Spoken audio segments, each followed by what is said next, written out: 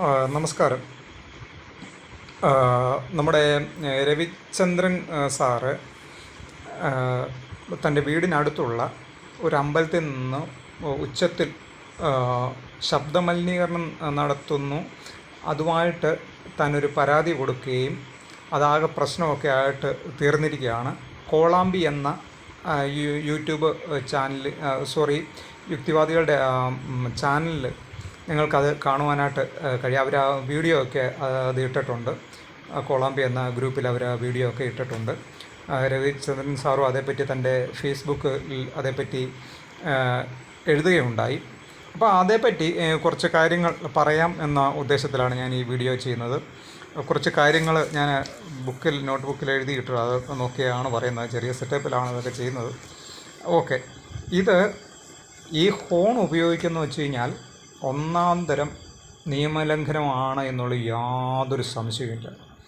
വികസിത രാജ്യങ്ങളിലൊക്കെ പോയിട്ടുള്ളവർ പറയട്ടെ, ഇത്രയും ഒരു തെണ്ടിത്തരം അത് പെന്തിക്കോസ്തുകാരൻ ചെയ്താലും കത്തോലിക്കൻ ചെയ്താലും മുസ്ലിങ്ങൾ ചെയ്താലും ഹിന്ദു ചെയ്താലും ഇത്രയൊരു വൃത്തികെട്ട ഏർപ്പാട്, ഇത്രയും മനുഷ്യനെ ബുദ്ധിമുട്ടിക്കുക ഇവന്മാരൊക്കെ നമ്മളൊക്കെ അങ്ങനെ ചെയ്യുന്നവൻ മനുഷ്യന്മാരുടെ പോലും കൂട്ടത്തിൽ കൂട്ടാൻ പറ്റുന്ന ടീമുകളല്ല. വേറെ ഒരുത്തന്നെ ചെവിയിലേക്ക് അടിച്ച് കയറ്റുകയെന്ന് ഓർത്തു നോക്കി. അതേപ്പറ്റി കുറച്ച് കാര്യങ്ങൾ ആണ് ഞാനിവിടെ പറയുന്നത്. അത് നിയമലംഘനമായതുകൊണ്ട് തന്നെ ഈ പോലീസുകാർക്ക് അതിനെതിരെ നടപടി എടുക്കത്തില്ല, തീർച്ചയായിട്ടും എടുക്കാം. ഇവന്മാരിതിന് കീഴെ കൂടല്ലേ രാവിലെയും വൈകിട്ടും ഉച്ചയ്ക്കും കാലത്തും ഇങ്ങനെ ഈ വണ്ടിയും കൊണ്ട് റോന്ത് ചുറ്റുന്ന ഇവർക്ക് അറിയത്തില്ല. ഈ ഹോണ്, ഈ സ്പീക്കറല്ല, ഹോണാണ്. നീളത്തിലുള്ള കോളാമ്പി എന്നൊക്കെ മലയാളത്തിൽ പറയും, ഹോണെന്ന് പറയും. ഈ സാധനം നിരോധിക്കപ്പെട്ടിട്ടുള്ള സാധനമാണെന്ന് ഇവന്മാർക്കറിയാം. പക്ഷേ ഇതിനകത്ത് വേറെ മുട്ടൻ രസമാണ്. ഇവിടുത്തെ നിയമവും പോലീസും ഒക്കെ കോമാളിത്തരങ്ങളാണ്. എന്ന് വെച്ച് കഴിഞ്ഞാൽ ഈ ഒരു അമ്പലത്തിൽ ഇതിനകത്ത് നമ്പർ 1 ടീമുകളെന്ന് വെച്ച് കഴിഞ്ഞാൽ ഇതുപോലെ മനുഷ്യനെ ബുദ്ധിമുട്ടിക്കുന്നതിൽ നമ്പർ 1 ടീമുകളാണ് ഈ അമ്പലം. നമ്മുടെ ഹിന്ദുക്കൾ, ഇവർക്ക് ഈ സാധനം ഇല്ലാണ്ട് പറ്റത്തില്ല. ഈ കോളാമ്പി ഈ ശബ്ദം ഇതിങ്ങനെ അങ്ങോട്ട് അടിച്ച് കയറ്റിയില്ലെങ്കിൽ ഇവർ പറയുന്നത് ഇവർക്ക് ചിന്തിക്കാനേ പറ്റും. നിങ്ങൾക്ക് ആ പറയുന്ന വീഡിയോയിലൊക്കെ നിങ്ങൾക്കത് കാണാനായിട്ട് കഴിയും. എന്തൊക്കെ ഭക്തന്മാർ എനിക്കറിയാം. ഞാനിത് ഞാൻ ഈ കാര്യങ്ങളെല്ലാം പണ്ടേ മനസ്സിലാക്കിയത്. എന്നിട്ട് ഇവർ ഈ സാധനം ഒരു അമ്പലത്തിലും പോയി പോലീസ് വേറെ ആർക്കും പരാതി പറയേണ്ടി കാര്യം. ഈ നിരോധിച്ച സാധനം ഇവരെന്താ നേരെ ചെന്ന് ഇവർക്ക് കമ്മിറ്റിക്കാരെ കൊണ്ട് അവരെ കൊണ്ട് പറയിപ്പിച്ചത് അവർ അഴിപ്പിക്കാം. ഈ നിരോധിക്കപ്പെട്ട ഈ സാധനം ഇവർക്ക് സ്റ്റേഷനിൽ കൊണ്ടുവെക്കാം, നശിപ്പിച്ച് കളയുക. അത് തിരിച്ചു കൊടുക്കേണ്ട കാര്യമേ ഇല്ല. ഇവിടെയൊക്കെ നിയമനിർമ്മാണമൊക്കെ ആ രീതിയിൽ എന്തെങ്കിലും നടത്തുന്നതായിട്ട് നിങ്ങൾ കണ്ടിട്ടുണ്ട്. ഇവിടെ ഒരു ചുക്കും നടക്കാനായിട്ട് പോകുന്നില്ല. ആട്ടെ, എന്നിട്ട് ഈ പോലീസുകാർ നമുക്കറിയാം, ഒരു ഹെൽമെറ്റ് ഇല്ലാതെ ബൈക്ക് ഓടിച്ചെന്ന് പറയാം. ആ ബൈക്ക് സ്റ്റേഷനിൽ കൊണ്ടുപോകുന്ന കസ്റ്റഡിയിലെടുക്കുന്ന പോലീസുകാരാണ്.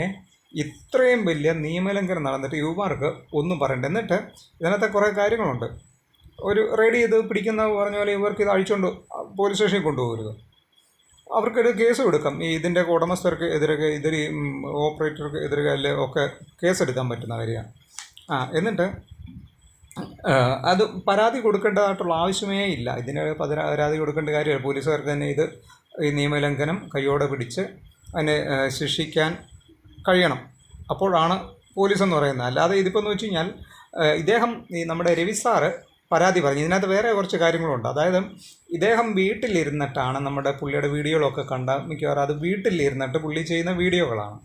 അപ്പോൾ ഇതിൻ്റെ ഈ സൗണ്ട് കാരണം അത് പുള്ളിയുടെ വീഡിയോയിലും ബാക്ക്ഗ്രൗണ്ടായിട്ട് ഇതിങ്ങനെ കേൾക്കും. ആ ഒരു കാരണം പുള്ളി ഇത് കുറേ വർഷങ്ങളായിട്ട് ഇങ്ങനെ വിളിച്ച് പറഞ്ഞുകൊണ്ട് പോലീസ് സ്റ്റേഷനിൽ വിളിച്ച് പറയുന്നുണ്ട് ഇങ്ങനൊരു സംഭവം ഉണ്ട്, പരാതി. അപ്പം പലതവണ വർഷങ്ങളായിട്ട് ഈ പോലീസുകാരിവിടെ വരും, അത് മോശം, അത് ഇച്ചിരി സൗണ്ട് കുറയ്ക്കണം അത് അവിടെയും അല്ല ഇവിടെയും അല്ലാത്ത രീതിയിൽ ഇങ്ങനെ പോലീസുകാർ പല വർഷങ്ങളായിട്ട് ഇപ്പോൾ പരാതി ഉണ്ടെന്ന് ഈ കമ്മിറ്റിക്കാർക്ക് പോലീസുകാർ പറയുന്നുണ്ട്, കമ്മിറ്റിക്കാരോട് പറയുന്നുണ്ട് ഇത് നിങ്ങളെപ്പറ്റി പരാതി ഉണ്ടെന്ന്. പക്ഷേ ഇത് ആരാണെന്നുള്ളത് അവർ വെളിപ്പെടുത്തി. എന്നിട്ട് ഈ പോലീസുകാർ നല്ല ഒന്നാം തരം തേണ്ടിത്തരം കാണിച്ചു. എന്നിട്ട് പരാതിക്കാരൻ ആരാണെന്ന് പറഞ്ഞു.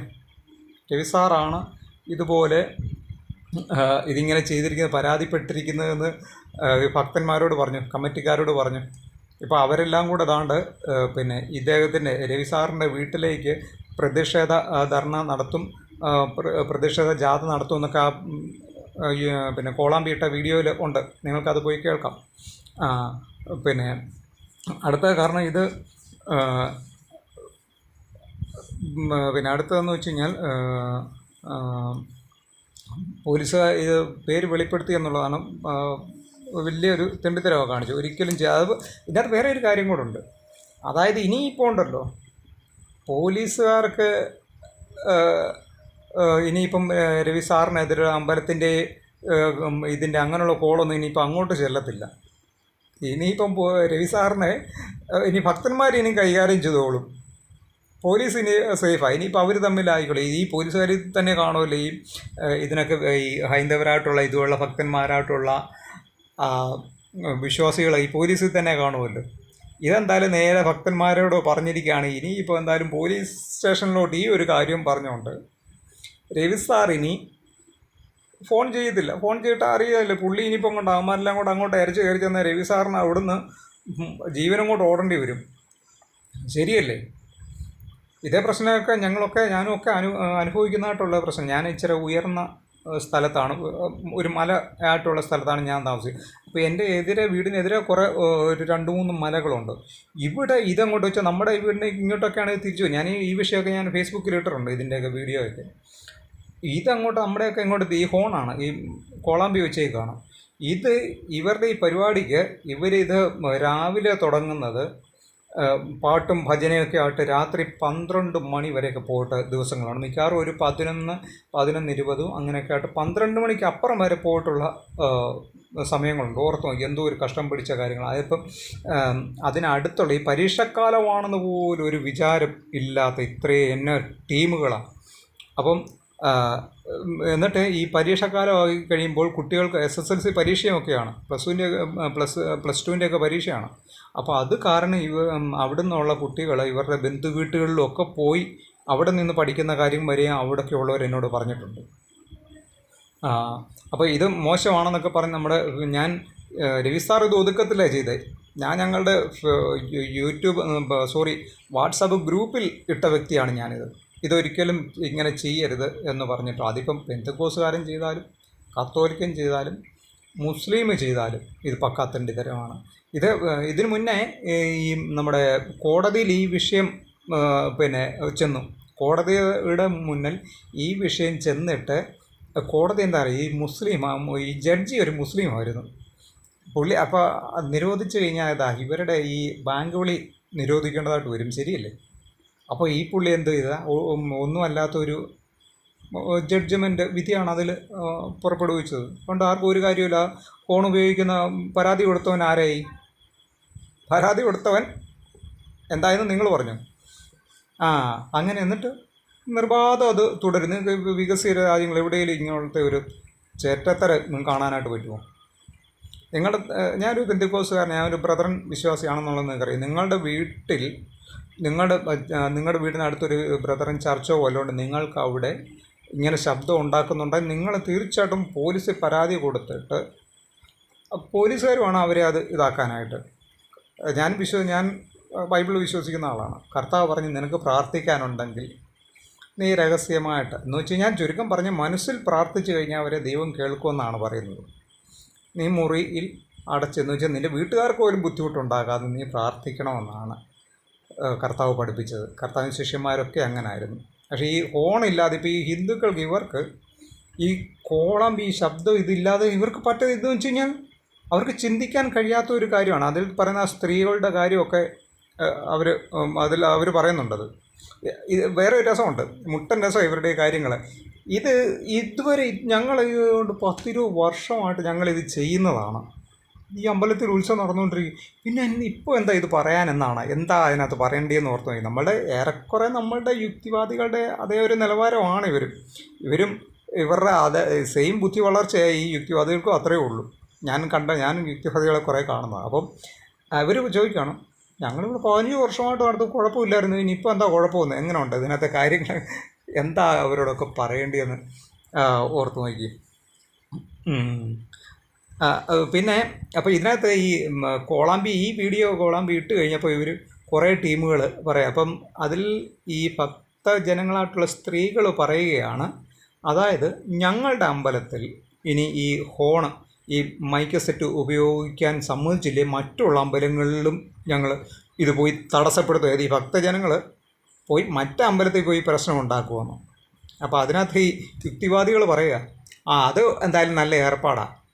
ഇനിയിപ്പോൾ ഇവർ ഈ വിശ്വാസികൾ തന്നെ പോയി അവിടെ അടി ഉണ്ടാക്കിയുള്ളൂ. ഏതാ ഇത്രയും പൊട്ടന്മാരായിട്ടുള്ള യുക്തിവാദികളുണ്ട്. ഈ യുക്തിവാദികളുടെ ബുദ്ധി വളർച്ച എന്ന് വെച്ചാൽ അവർ അത് എന്താ പറയുന്നത്, ഇപ്പോൾ ഈ നിങ്ങൾ കരുതിയിരിക്കുകയാണ് ഇപ്പോൾ ഈ വിശ്വാസികളായ ഭക്തരായിട്ടുള്ള സ്ത്രീകൾ ആ സ്ത്രീകൾ തന്നെ മുന്നിട്ടിറങ്ങുമെന്നാണ് പറയുക. ഈ സ്ത്രീകളെല്ലാം പോയി അവിടെ അടിയുണ്ടാക്കുമെന്നാണ് നിങ്ങൾ കരുതുന്നത്?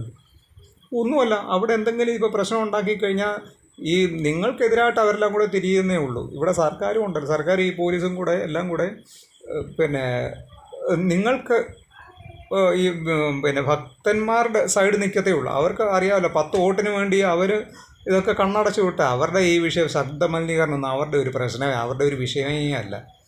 ഇപ്പോൾ ഈ സർക്കാരിൻ്റെയൊക്കെ പിന്നെ ഇവർക്കതൊരു വിഷയം. ജനങ്ങൾ ആ ഇതിലും വലിയ റോഡിലത്തെ കുഴി നകത്തില്ല, പിന്നെ ഇതൊന്നും ഇവർക്കൊരു വിഷയമേ അല്ല. പിന്നെ പിന്നെ അതേപ്പറ്റി നമുക്ക് പറയാനായിട്ടുള്ളത്,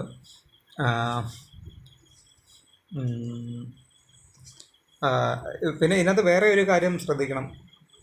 ഇപ്പം നമ്മുടെ രവിചന്ദ്രൻ സാറിന് വീഡിയോ ചെയ്യണമെങ്കിൽ തൊട്ടടുത്തൊരു മുസ്ലിം പള്ളിയാണെങ്കിൽ അവരൊരു 2 മിനിറ്റ് 1 മിനിറ്റ് 2 മിനിറ്റ് കൊണ്ടോ അവരുടെ പണി കഴിയും. എനിക്ക് തോന്നും ബാങ്ക് വിളി ഏതാണ്ട് 7:45 മറ്റോ ആണെന്ന് തോന്നുന്നു, വൈകിട്ടത്. ഞങ്ങളുടെ അടുത്ത് മുസ്ലിം പള്ളിയില്ല, എനിക്ക് തോന്നുന്നു 7:45. അത് 1-2 മിനിറ്റ് അത് കഴിഞ്ഞു. പിന്നെ പക്ഷേ ഇതങ്ങനല്ല. ഇത് രാവിലെ തുടങ്ങി കഴിഞ്ഞാൽ രാത്രി 12 മണി ഒക്കെ ആയാലും അവർ നിർത്തത്തില്ല. ഈ ഫോൺ ഇതിങ്ങനെ വെച്ചേക്കുന്നത് മാത്രമല്ല, ഇതിനകത്ത് വേറെയും കുറച്ച് കാര്യങ്ങളുണ്ട്. നിയമം ഇവർക്ക് ഇത് മൈക്ക് ഉപയോഗിക്കാനായിട്ട് ഇവർക്ക് പോലീസായിട്ട് ഈ പോലീസ് സ്റ്റേഷനിൽ ഇതിനുള്ള പെർമിഷൻ കിട്ടുന്നുണ്ട്. ആരോട് പോയി പറയാനാ എന്താ ചെയ്യേണ്ടിയെന്ന് പറയാൻ. അതുമാത്രമല്ല, ഒരു അമ്പലത്തിലെ ഉത്സവമാണെങ്കിൽ അത് 2 കിലോമീറ്ററോ 3 കിലോമീറ്ററോ എങ്ങാണ്ട് ഇത് ഈ പിന്നെ ഉത്സവപ്പറമ്പ് അതിൻ്റെ ആ ഒരു പരിധിക്കുള്ളിൽ വരും, ഈ 2-3 കിലോമീറ്റർ വരെ. എന്ന് വെച്ചാൽ ഈ അമ്പലത്തിൽ നിന്ന് ഈ മൈക്ക് സെറ്റിൻ്റെ ഈ ആംപ്ലിഫയറിൽ നിന്ന് വയർ വലിച്ച് ഈ 2-3 കിലോമീറ്ററൊക്കെ വരെ വേണമെങ്കിലും, എനിക്ക് അതിൻ്റെ കൃത്യം എൻ്റെ അളവ് എനിക്ക് ഇത്ര ദൂരമാണെന്ന് എനിക്കറിയത്തില്ല. ഞങ്ങളുടെ അവിടെയൊക്കെ അടുത്തുള്ള അമ്പലത്തിലുണ്ട് ഓരോ കിലോമീറ്റർ ഏകദേശം 1/2 കിലോമീറ്റർ 3/4 കിലോമീറ്റർ ഈ അമ്പലത്തിൻ്റെ അവിടുന്ന് 3-4 റോഡായിട്ട് തിരിയുകയാണ്.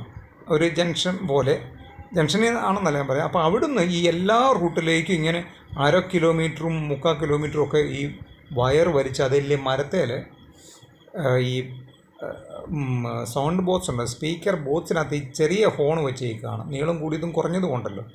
ഇത് ഈ ബോക്സിനകത്ത് വെച്ചേക്കാം. എന്ന് വെച്ച് കഴിഞ്ഞാൽ ബോക്സ് ഹോണേ ഉപയോഗിക്കില്ലെന്നുള്ളൂ. അപ്പോൾ ഹോണെടുത്ത് ബോക്സിനകത്ത് വെച്ച് കഴിഞ്ഞാൽ എന്തായി? നിങ്ങൾ ഓർത്ത് നോക്കി, എന്നോ ഒരു നാട്, എന്തോ ഒരു രാജ്യമാണ് ഇതെവിടെ കിടക്കുന്ന ഒരു രാജ്യമാണെന്ന് ഓർത്ത് നോക്കി. എത്രയും അധപ്പതിച്ച് കിടക്കുന്ന ഒരു രാജ്യമാണെന്ന്. ഹോൺ ഉപയോഗിക്കരുത്, ശരി.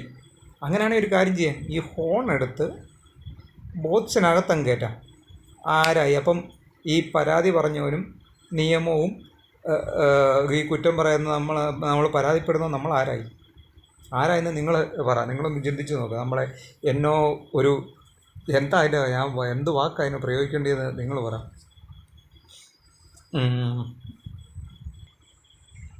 അവസാനമായിട്ട് ഞാൻ ഇങ്ങനെയാണ് ഇത് പറഞ്ഞ് നിർത്താനായിട്ട് ആഗ്രഹിക്കുന്നത്. അതായത് ഈ പ്രശ്നങ്ങളൊന്നും സദാസമയം ശാസ്ത്രം എന്നും പറഞ്ഞുകൊണ്ടാണ് യുക്തിവാദം നടക്കുന്നത്.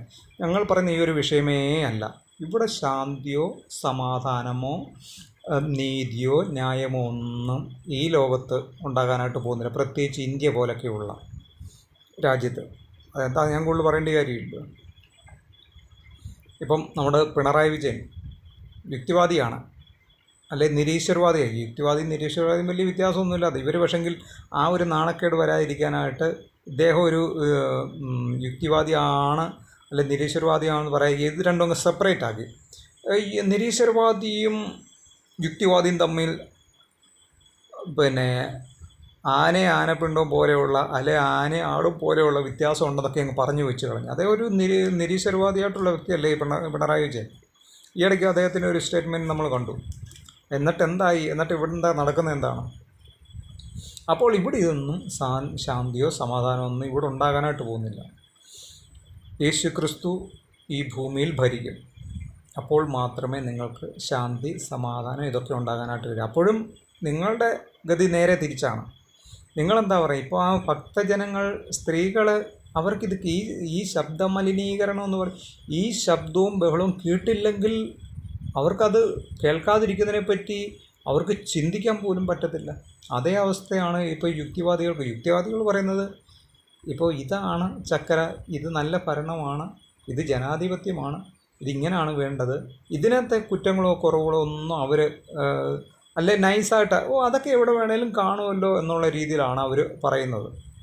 അപ്പോൾ ഞങ്ങളിതാണ് പറയുന്നത്, ഞങ്ങൾക്കിവിടെ നോക്കിക്കഴിഞ്ഞാൽ നിയമലംഘനങ്ങളും ഇങ്ങനത്തെ അനീതിയും അക്രമങ്ങളും കാര്യങ്ങളും ഒക്കെയാണ് ഞങ്ങൾ കാണുന്നത്. ഞങ്ങൾ അതേപ്പറ്റിയാണ് അതെല്ലാം പൂർണ്ണമായിട്ടല്ലാതെ മൈക്കിൻ്റെ ശബ്ദം അല്പം കുറച്ച് വെക്കുന്ന, നേരത്തെ 10 പോയിൻ്റാണ് വെച്ചുകൊണ്ടിരുന്നത്, ഇപ്പോൾ അത് ഒരു 9.5 സ്വല്പം ഒന്ന് കുറച്ച് വെക്കുന്ന കാര്യമല്ല പറഞ്ഞത്. നേരത്തെ 12 മണി വരെ വെച്ചുകൊണ്ടിരുന്നു. അതുകൊണ്ട് ഇനി ഒരു 15 മിനിറ്റ് നേരത്തെ നിർത്തുന്ന കാര്യമോ അതൊന്നും അല്ല ഞങ്ങൾ പറയുന്നത്. പൂർണ്ണമായിട്ടും ഇതൊക്കെ മാറുന്നത് യേശുക്രിസ്തു ഭൂമിയിൽ ഭരിക്കാനായിട്ട് പോവുകയാണ്. അപ്പോൾ മാത്രമേ നിങ്ങളെങ്ങനെ തലകുത്തി മറിഞ്ഞാൽ ഇതിനകത്ത് ഒരു മാറ്റം വരുത്താനായിട്ട് പോകുന്നില്ല. ഇവിടെ അന്ധവിശ്വാസികളുണ്ട്. ആ അന്ധവിശ്വാസികളൊന്നും നിങ്ങളെ തല്ലിക്കൊല്ലാതെ നിങ്ങൾ നോക്കിക്കൂ. ഇങ്ങനെയുള്ള ഭക്തന്മാരൊക്കെ ഇവിടെ ഉണ്ട്. അതുകൊണ്ട് ഇറങ്ങിക്കഴിഞ്ഞാൽ ചെപ്പക്കുറ്റിക്കൊട്ടുള്ള അടികളൊക്കെ കിട്ടും. അതുകൊണ്ട് നിങ്ങൾക്കൊരു കുന്തവും ചെയ്യാനായിട്ട് കഴിയില്ല. ഞങ്ങൾ പറയുന്നത്, ഞങ്ങളെപ്പോലെ വിശ്വാസികൾ പറയുന്നത്, നിങ്ങൾക്കൊരു കുന്തവും ചെയ്യാനായിട്ട് കഴിയില്ല. പിന്നെ അതിനെ ന്യായീകരിച്ചിങ്ങനെ പോകും. അപ്പോൾ ഈ വിഷയം നിർത്തുന്നു. Okay, thank you.